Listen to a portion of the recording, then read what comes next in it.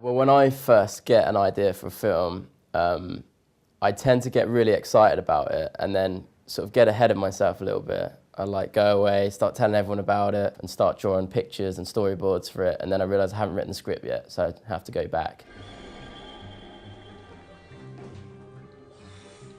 So the idea for Flushed, unfortunately, comes from an incident which happened to me at school, in which I did get stuck in the toilet with a cleaner.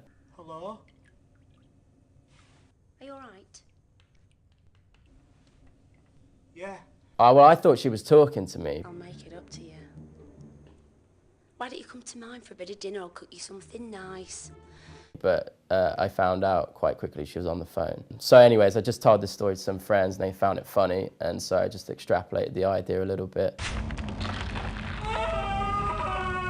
I think the hardest thing about getting a film project off the ground is always funding. It's trying to find basically the money to make it happen. For Flushed, we had a very small budget of just under £1,000. We couldn't afford costumes, basically, for the actors, so a very creative production manager called up a supply house that had school uniforms and said that we were a youth club that had been invited to a chess tournament, and uniforms were compulsory to compete.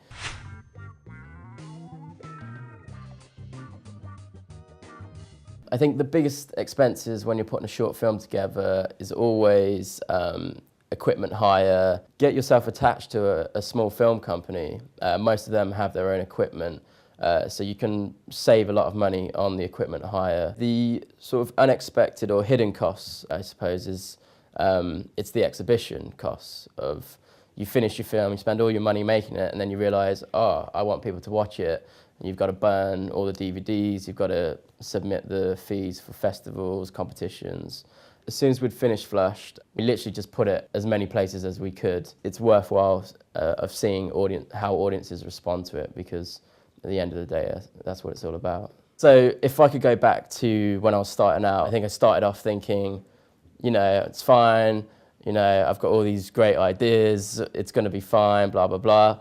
And then you find out when you start working that there are people who are much better than you, and they're all knocking on the doors, and you know, unless you're going at it as hard as they are, then you know, you're not going to get anywhere. So you literally just have to knock the door down rather than knock on it gently. You just got to put your foot through it.